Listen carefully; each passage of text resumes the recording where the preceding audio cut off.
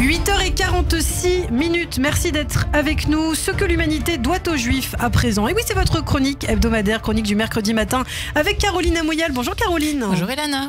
De nombreux établissements portent son nom. Membre du gouvernement de la France libre pendant la Seconde Guerre mondiale, compagnon de la Libération, il a été rapporteur du projet de déclaration universelle des droits de l'homme à l'Assemblée générale de l'ONU en 1948. Il a reçu au cours de sa vie à la fois le prix Nobel de la paix et le prix des droits de l'homme des Nations Unies. Vous l'avez peut-être deviné, il s'agit de René Cassin, dont vous avez décidé, Caroline, de faire le portrait ce matin. Oui, Elana, René Samuel Cassin, né le 5 octobre 1887 à Bayonne, de parents juifs. Sa mère, née Dreyfus, est alsacienne et son père est issu d'une famille juive portugaise marane. L'un de ses oncles, le rabbin Onel Mess, le prépare notamment à sa bar mitzvah, mais le jeune Cassin s'éloigne dès le lycée de toute pratique religieuse et se déclare comme son père proche de la libre pensée. « Je suis toujours resté laïque », dira-t-il. Adolescent, le jeune René suit passionnément les échos de l'affaire Dreyfus, sa première confrontation avec l'injustice et l'antisémitisme. Cassin s'oriente naturellement vers une carrière juridique. Après avoir fréquenté le lycée Masséna de Nice, il étudie le droit à l'université d'Aix-Marseille, puis à Paris. Et en 1914, il devient avocat au barreau de Paris. Alors, pendant la Première Guerre mondiale, René Cassin est mobilisé et de retour du front, blessé. Le futur homme politique devient professeur de droit dans différentes universités, Aix-en-Provence, Marseille, Lille et Paris. Oui, et il est convaincu que la guerre reviendra si l'on n'impose pas des droits universels supérieurs aux intérêts nationaux au nom desquels des soldats meurent. La seule façon d'y remédier, agir au niveau des traités internationaux qui supplantent les droits des pays.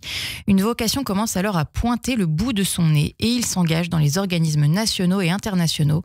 René Cassin noue aussi des relations avec des juristes internationaux et des personnalités politiques en militant pour un rapprochement entre la France et l'Allemagne.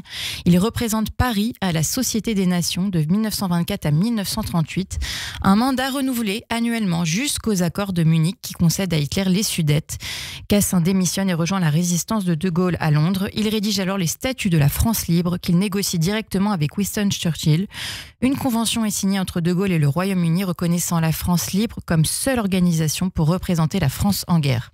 Et on l'a dit, bien qu'éloigné de sa pratique du judaïsme, René Cassin est fier d'être juif et il travaille notamment à ce que son peuple soit sauvé et récupère ses droits à la guerre terminée. Oui, en septembre 1942, il rédige une note sur le sauvetage des Israélites français et propose que les États-Unis interviennent auprès du Vatican pour que les Juifs de France soient évacués vers l'Argentine. En vain. Cassin perd plus de 20 membres de sa famille pendant la Shoah, dont sa sœur et son beau-frère.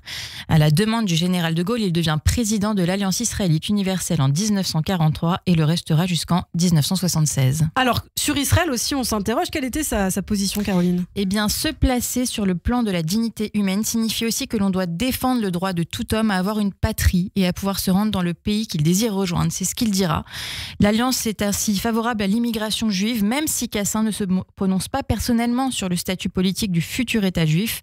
Après 1948, il lutte en tout cas pour que le français demeure la langue des cours dans les écoles de l'Alliance en Israël. Et bien sûr, on l'a dit, sa plus grande contribution pour l'humanité, c'est évidemment la Déclaration des droits de l'homme. Oui, conçue comme préambule de la future Constitution française, un travail qui donnera naissance à la Déclaration universelle des droits de l'homme et du citoyen, adoptée par l'ONU à Paris le 10 décembre 1948 et dont René Cassin est l'un des artisans avec Eleanor Roosevelt. 20 ans plus tard, René Cassin reçoit le prix Nobel de la paix pour l'ensemble de son travail. Écoutez son discours à Oslo lors de la remise du prix.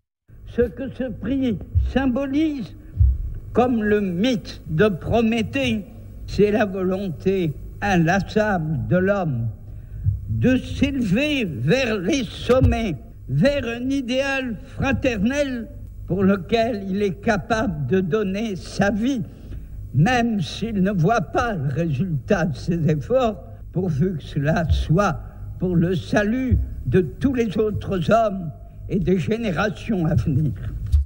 René Cassin, français, juif, humaniste, s'est toujours montré fidèle à une conception à la fois française et universaliste des droits de l'homme. Il repose au Panthéon depuis 1987. Eh bien, merci beaucoup pour ce portrait du jour. René Cassin, ce matin sur Radio J, une chronique à retrouver en podcast sur notre site internet radioj.fr. Merci beaucoup, Caroline, à la semaine prochaine. Radio J.